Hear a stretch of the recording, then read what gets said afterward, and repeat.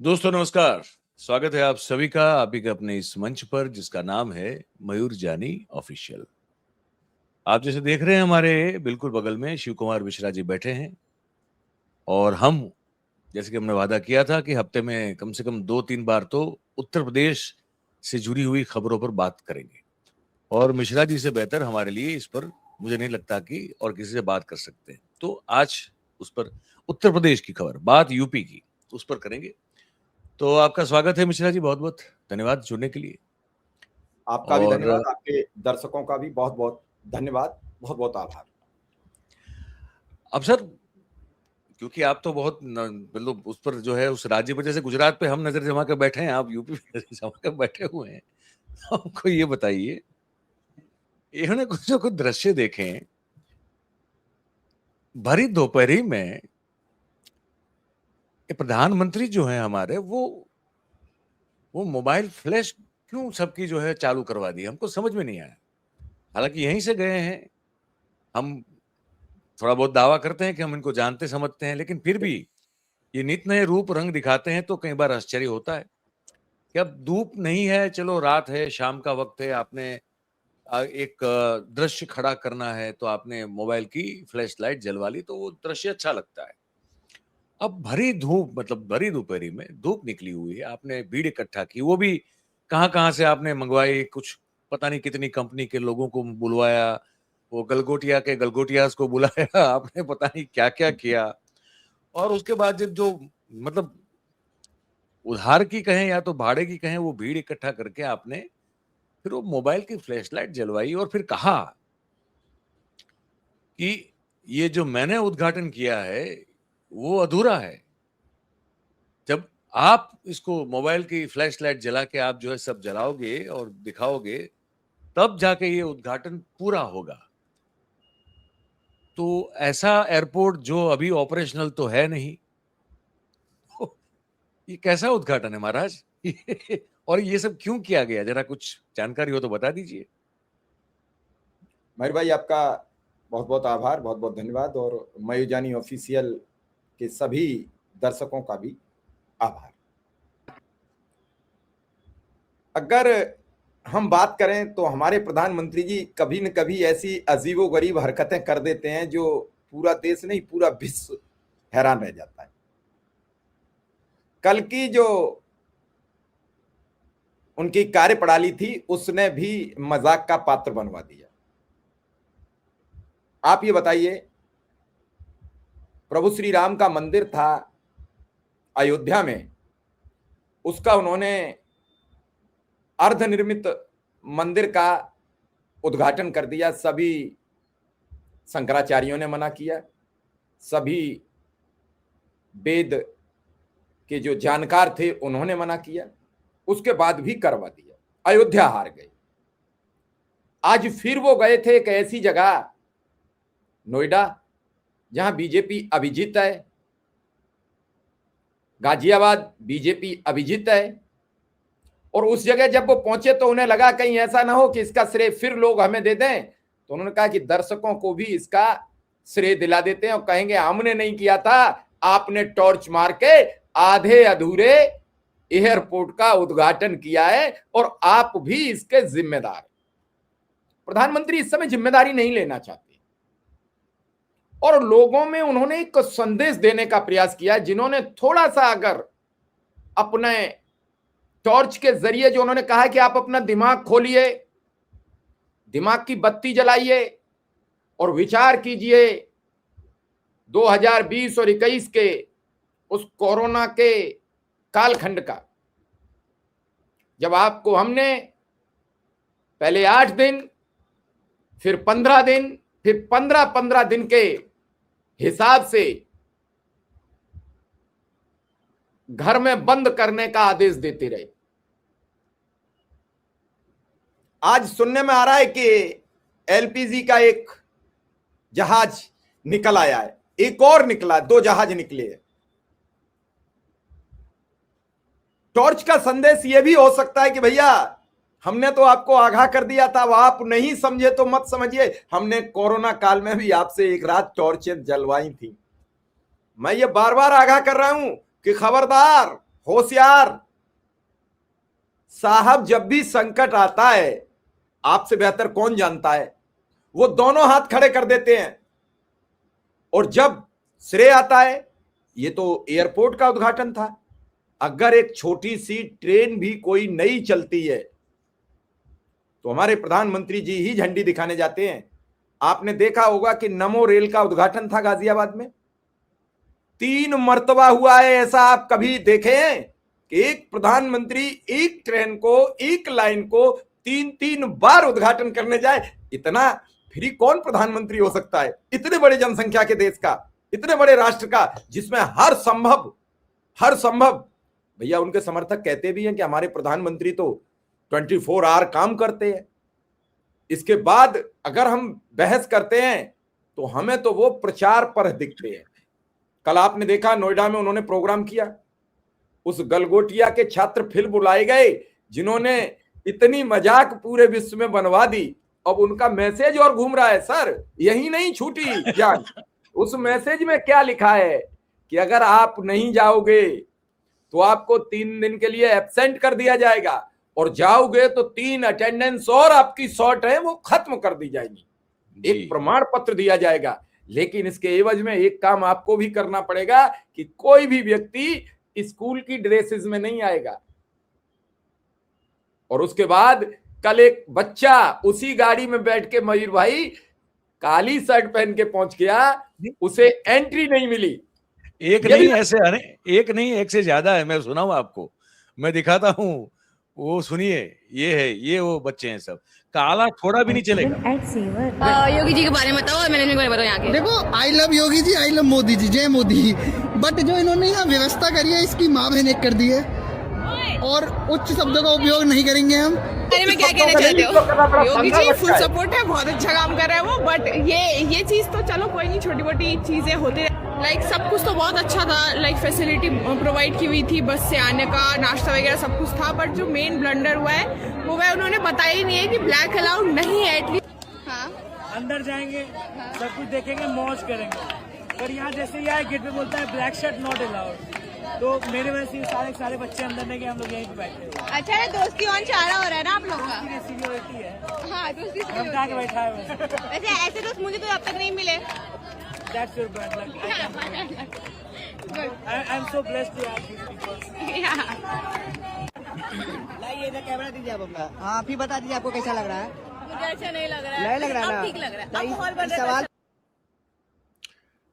अब ये है सब, ये हमारे यहाँ गुजराती में कहा जाता है कि एक पुरानी कथा है, पंचतंत्र की शायद है, हिंदी में भी होगी क्योंकि पंचतंत्र की है तो हिंदी में भी होगी।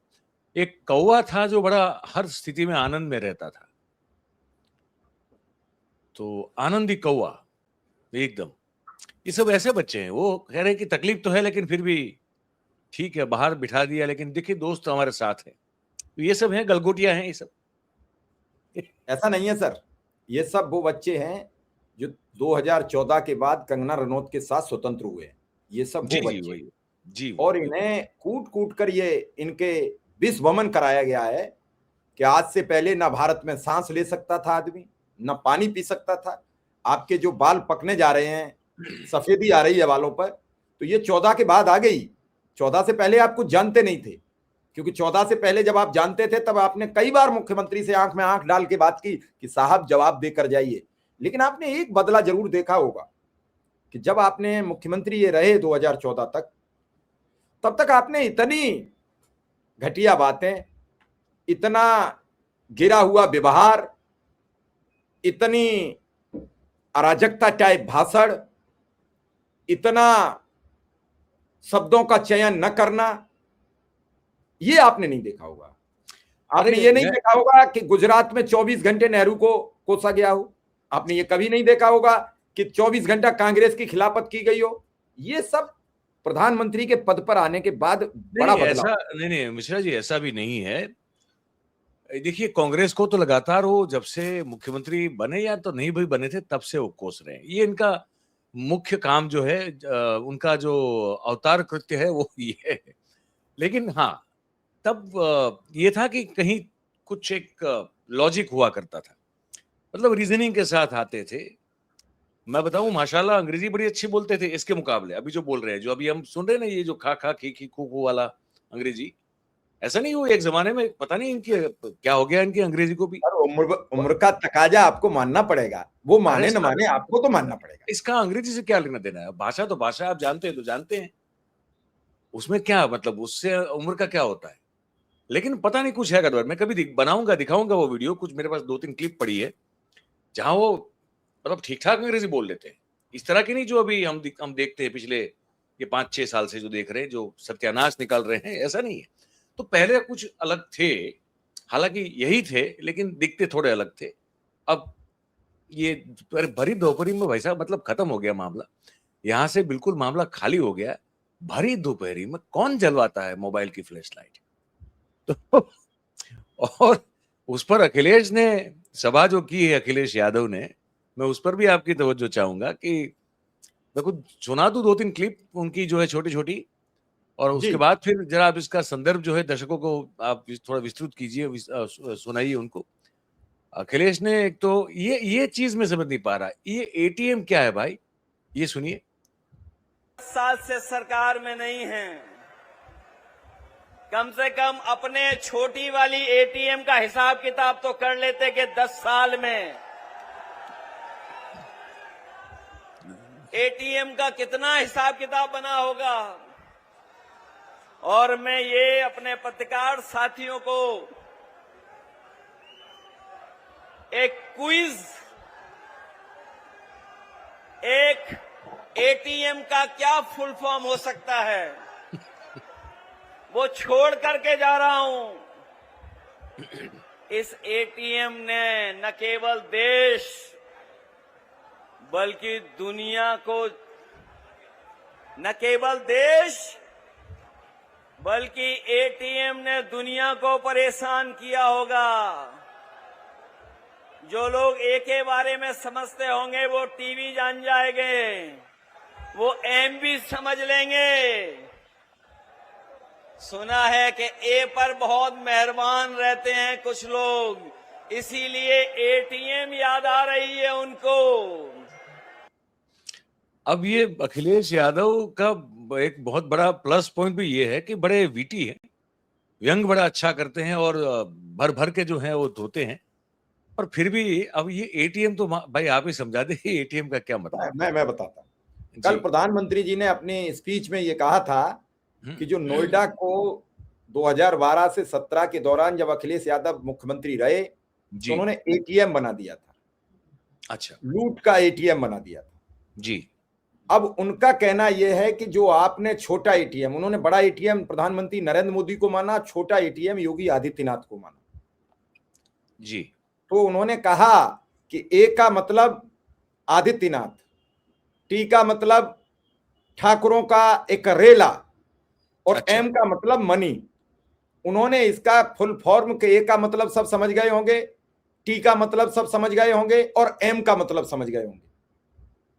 और उन्होंने ये समझाने का प्रयास किया कि आप अपने छोटे एटीएम से पिछले 9.5 वर्ष या 10 वर्ष का हिसाब तो ले लो, क्या उन्होंने कमाया है, क्या बनाया है। और इतना भ्रष्टाचार चल रहा है, उत्तर प्रदेश में आए दिन एसीबी की रेड पड़ती है, और भाई बड़ी गंभीर बात है।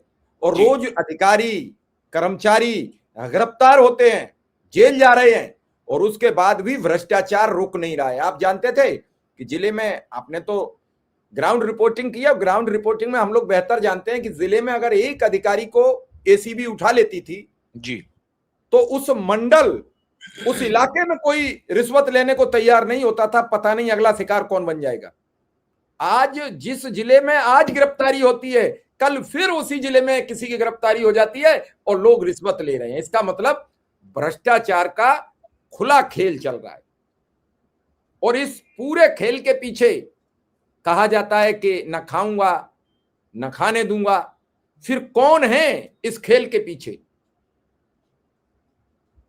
कल आपने देखा एक विधायक ने, हमने आपको बताया भी था, सवाल उठाया है।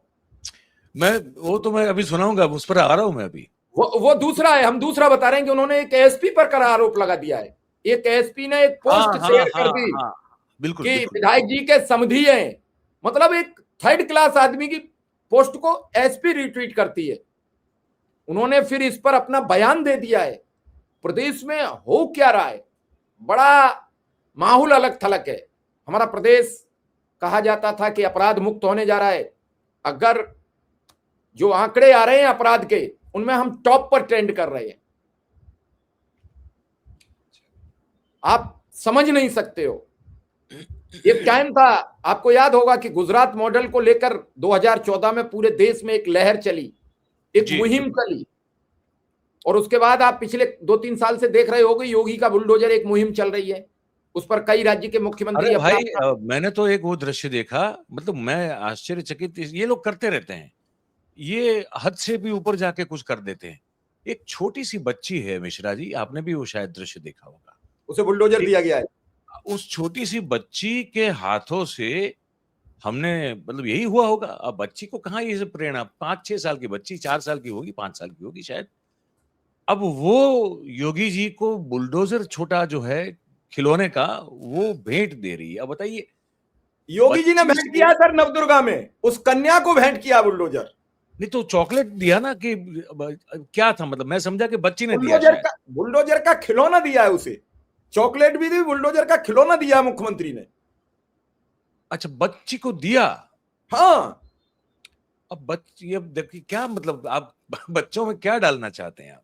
छोटी सी बच्ची है, अब उसको आप बुलडोजर अगर गिफ्ट करेंगे, मतलब मैं नहीं समझ, मतलब मैंने देखे हैं, मैंने एक से एक बढ़ के वो देखे हैं सब, आपने भी देखे हैं, लेकिन ये कुछ गजब है। छोटी बच्ची को कोई बुलडोजर क्यों देगा? देने के लिए हजार खिलौने हैं अलग से।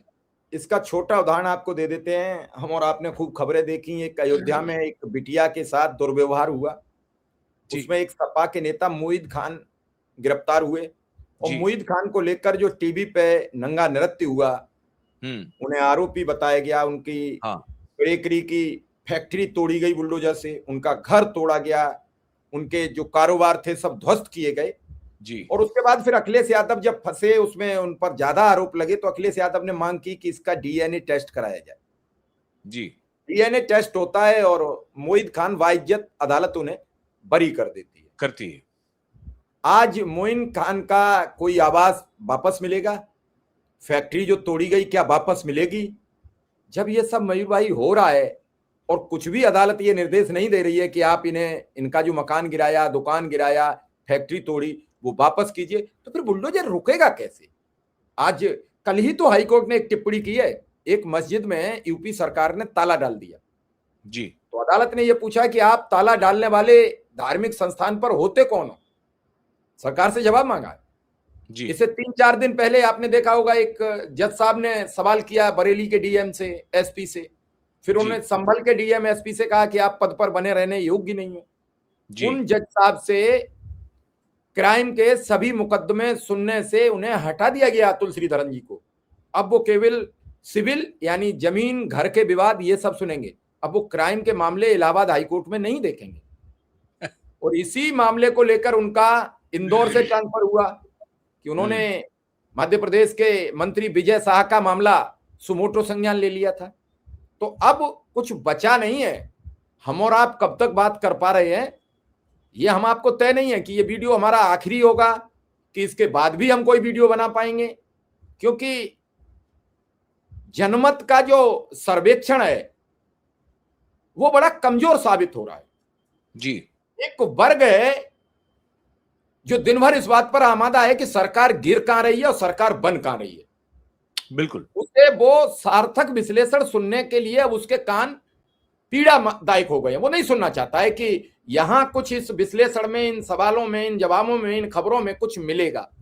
उसे ये बताइए कि नीतीश या नायडू समर्थन वापस कब ले रहे हैं, कितने सांसद, कितने विधायक इधर उधर जा रहे हैं। अगर आप ये बताना चाह रहे हो कि देश की स्थिति विकराल होने जा रही है, जो मौजूदा परिस्थितियां हैं, अगर उसमें तेल और वो सब चीज नहीं आया, आज ही भारत ने श्रीलंका को तेल भेजा है, हमारे यहाँ तेल की दिक्कतें हैं। कल आपने देखा कि बीबीसी ने एक खबर छाप दी कि भारत में 5 दिन का तेल 7 दिन का बचा है। उसका फैक्ट चेक किया पीआईबी ने, लेकिन पीआईबी ने अब तक फैक्ट चेक नहीं किया कि स्वामी सुब्रमण्यम स्वामी क्या बोल रहे हैं, क्यों बोल रहे हैं? उन्होंने ये भी फैक्ट चेक नहीं किया कि मधुकिश्वर ने क्या लिखा है, उसका फैक्ट चेक आज तक नहीं हुआ। और तेल का फैक्ट चेक तत्काल करके उन्होंने बताया कि हमारे पास 70 दिन का है। मेरे भाई, मैं आपसे भी समझना चाहूंगा कि आज से 28 तारीख से युद्ध चल रहा है जी।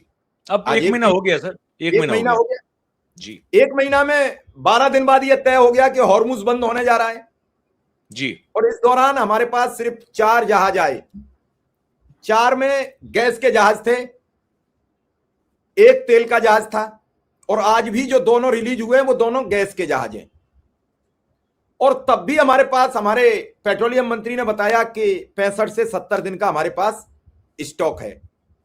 और उसके बाद 5000 टन हमारे यहां से तेल भेजा जा चुका बांग्लादेश जी।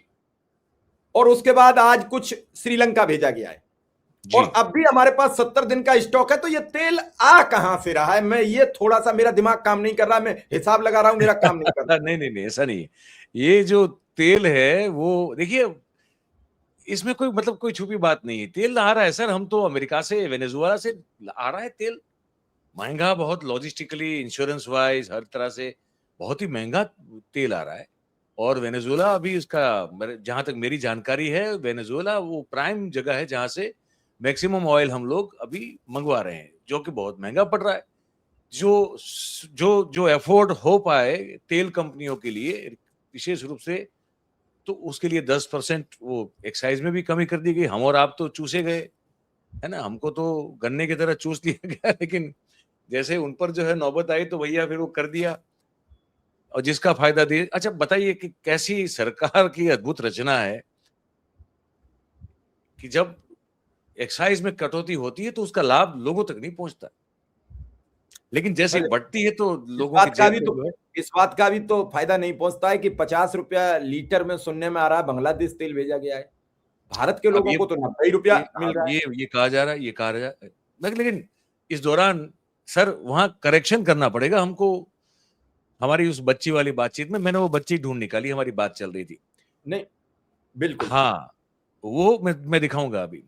अब ये जो सुनाई दे रहा है या देगा हमको, ये है कि बच्ची से गिफ्ट करवाया गया है बुलडोजर योगी जी को, और योगी जी ने फिर बदले में दी है चॉकलेट।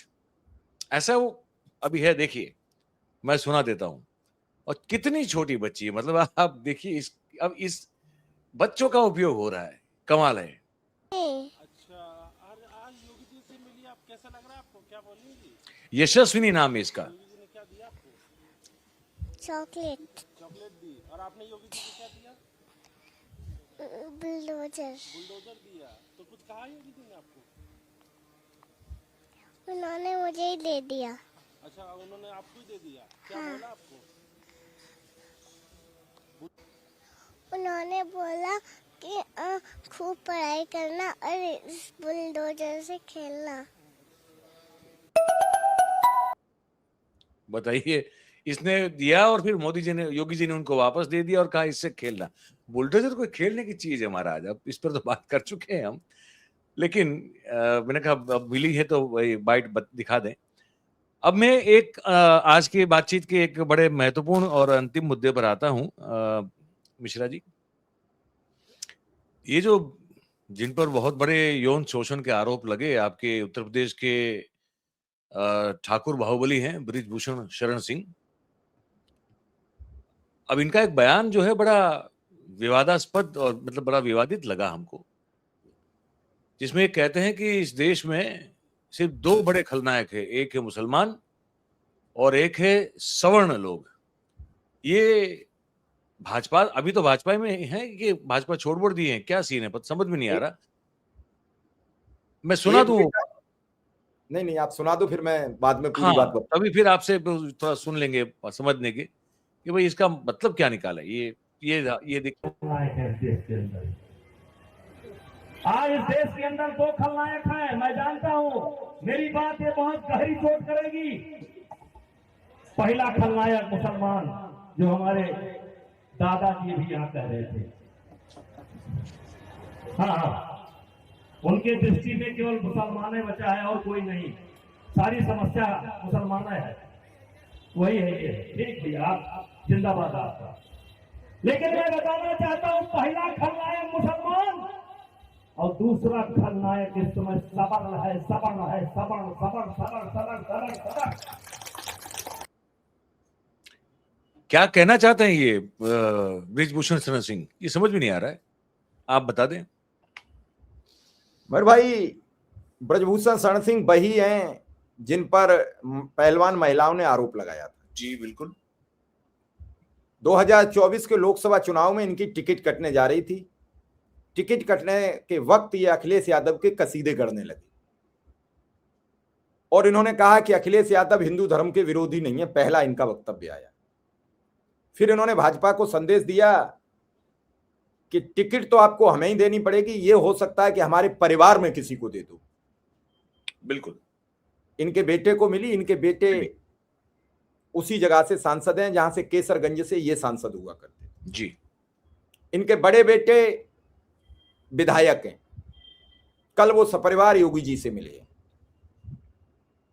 अब इन्होंने ये बयान क्यों दिया? ब्रजभूषण शरण सिंह के जो खेमा था वो अब तक खेमा माना जाता था, शाह और मोदी खेमा। जी। पिछले काफी दिनों से ये योगी जी के संपर्क में हैं। इनके प्रबल विरोधी माने जाने वाले वहां के गोंडा स्थानीय जहां से ये रहने वाले हैं, वहां से सांसद कीर्तिवर्धन सिंह जी हैं जो वहां के राजा हुआ करते थे। वो केंद्र में मंत्री बन गए। जी। इनको ये लगता है कि हमारी राजनीति कमजोर पड़ गई। कीर्तिवर्धन सिंह की राजनीति ताकतवर निकली और वो केंद्र में मंत्री बन गए। तो जो इनका दबदबा सिंह नाम चलता है, वो दबदबा अब कीर्तिवर्धन का वहां रहता है क्योंकि प्रोटोकॉल है, सब कुछ है। बिल्कुल बिल्कुल। अब इन्हें ये सब चीजें कमजोर लगती हैं, तो बीच में यूजीसी का मुद्दा हावी हो गया। जी। और यूजीसी का जो विरोध है वो सबसे ज्यादा उत्तर प्रदेश में हो रहा है। उसके बाद दूसरे नंबर पर राजस्थान, मध्य प्रदेश और दिल्ली, हरियाणा, थोड़ा बहुत उत्तराखंड में। बाकी किसी राज्य में यूजीसी का विरोध नहीं हो रहा है। प्राथमिकता के तौर पर उत्तर प्रदेश में हो रहा है। और जो बीजेपी के बड़े इन्फ्लुएंसर थे, जिन्हें अब कहीं ना कहीं योगी आदित्यनाथ पीएम मटेरियल दिख रहे हैं, वो सब लोग यूजीसी के मुखर विरोधी हो गए हैं। आप एक एक की टाइमलाइन पढ़ते हैं। बिल्कुल बिल्कुल बिल्कुल बिल्कुल। अब ये क्या कहें, तो इनको आज ये मुद्दा मिला कि उत्तर प्रदेश में मंत्रिमंडल विस्तार की चर्चा पिछले कई महीनों से चल रही है, हो नहीं पा रहा है। तो इन्हें लगा कि अगर हम जो सवर्णों का मामला है उस पर कुछ बोल दें तो लोग हमें भी तवज्जो देना शुरू करेंगे। अच्छा। अरे इस बयान का क्या मकसद था? बीजेपी का कोर वोट बैंक रहा है सवर्ण। बीजेपी का कोर वोट बैंक अभी से नहीं है, आप तो देख रहे वर्षों से है। बैस में अब कई बैसी की जो उपजातियां हैं वो उन्होंने बीसी में कर दी। पहले बैस सवर्ण में था टोटल। बैस, ब्राह्मण, ठाकुर, राजपूत, ये कोर वोटर रहा। तो कोर वोटर पर क्यों हमला बोला गया है, ये सवाल है। और कोर वोटर यूजीसी के विरोध में खड़ा हुआ है। यूजीसी का विरोध कर रहे हैं उत्तर प्रदेश के लोग जो अरेस्ट नहीं हो रहे हैं, गिरफ्तार नहीं हो रहे हैं। तो कहीं ना कहीं यह माना जा रहा है कि यूजीसी के जो मुखर विरोधी हैं उन्हें उत्तर प्रदेश सरकार का कुछ संरक्षण प्राप्त है और केंद्र वाले इसके विरोधी हैं। आपको याद होगा किसान आंदोलन कितना लंबा चला और मोदी जी तब माने जब उत्तर प्रदेश का विधानसभा चुनाव 2022 नजदीक आ गया। पता लगा कि इससे जाट बेल्ट नाराज होगी और उन्होंने कहा मुझसे कुछ गलती हो गई, मेरी कुछ खामियां रही और मुझे माफ कर दीजिए। यूजीसी का मुद्दा भी इतना हाईलाइट होता चला जा रहा है कि जो मेरे पीछे आप तस्वीर देख रहे हैं, ये अखिलेश यादव की रैली की है। बड़ा जनसमूह है यहाँ, मतलब दिख रहा है। कहाँ का है ये आज का है, दादरी का, जो सारे रिकॉर्ड टूट गए अखिलेश यादव की रैली में। अच्छा अच्छा अच्छा, जिसका अभी आपने क्लिप सुनाया कुछ समय पहले, वहीं का है ये? हाँ वहीं का है। ओके। अब इस रैली का ये भीड़ कई लोगों को बेचैन किए हुए है और इस रैली को दबाने के उद्देश्य से ही आनन फानन में 28 मार्च को प्रधानमंत्री का आधे अधूरे एयरपोर्ट का इनॉर्गेशन रखा गया। ताकि पूरा हाँ। प्रशासन से लगा के सब कुछ हौच पौच रहे और सब मामला बना रहे। ये हालात हैं। समझ रहा, अब ये बड़ी समझने वाली बात है। मैं उम्मीद करता हूं कि हमारे जो दर्शक जुड़े हैं बातचीत में, ये समझे कि देखिए राजनीति हम समझते हैं, ये हर कोई जानता है, ऐसा नहीं कोई नई बात कर रहे कि राजनीति जो है वो आपको तरह तरह के आपको काम आपसे करवाती हैं, तरह तरह के भेष बदलने पड़ते हैं, चेहरे पे चेहरा डालना पड़ता है, ये सब होता है राजनीति में। लेकिन इस दौर की जो राजनीति है उसने हर चीज की मर्यादा जो है उसको तोड़ मरोड़ के फोड़ के रख दिया है, और सिर्फ शोकेसिंग के लिए, शोइंग ऑफ के लिए, सिर्फ दृश्य और नैरेटिव खड़ा करने के लिए, परसेप्शन क्रिएट करने के लिए, मतलब कि सीधी भाषा में कहें तो लोगों को चूना लगाने के लिए और बेवकूफ बनाने के लिए जो जिस चीज हद पर जाकर जो है हदें तोड़कर जो मेहनत बेचारे करते नजर आ रहे हैं ये लोग, इससे देश का कोई भला नहीं होने वाला।